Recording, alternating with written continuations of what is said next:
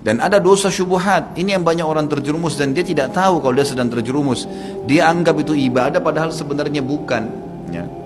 Termasuk dalam pelanggaran adalah melakukan apa yang baginda Nabi Muhammad SAW tidak ajarkan. Saya kasih contoh begini teman-teman.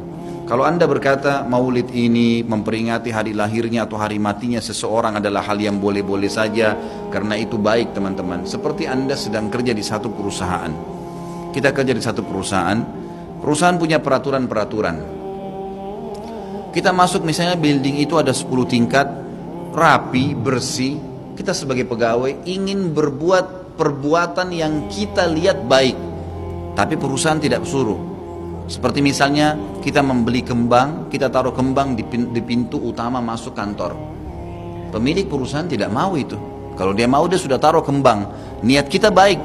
Atau kita merombak settingan yang ada di kantor yang sudah ditaruh, meja, komputer atau lampunya kita ganti warnanya atau kita ubah settingannya. Saya yakin pemilik perusahaan tidak akan setuju walaupun itu niatnya baik. Itu rasional sekali.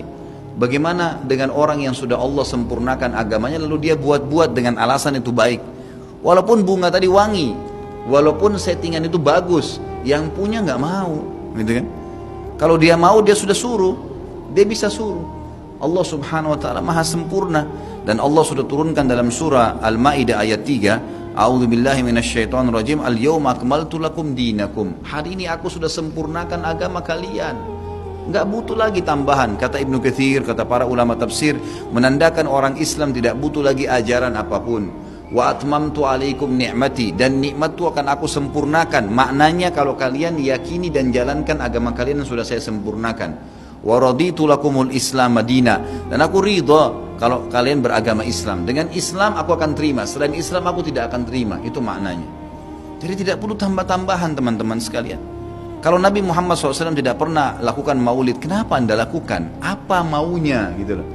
Tanya coba, pasti mereka bilang Nabi nggak pernah lakukan, para sahabat tidak melakukan. Sampai saya pernah berkata kepada beberapa teman yang sudah sampai pada level ustadz-ustadz, kiai-kiai yang mereka masukkan, saya bilang, akhi, tolong datangkan kepada saya satu saja pendapat, tidak usah dari para sahabat, tidak usah dari para tabi'in, 4 orang imam saja, Imam Ahmad, Imam Malik, Imam Syafi'i, Imam Abu Hanifah, ada enggak satu saja statement mereka yang suruh buat maulid? Coba datangkan kepada saya.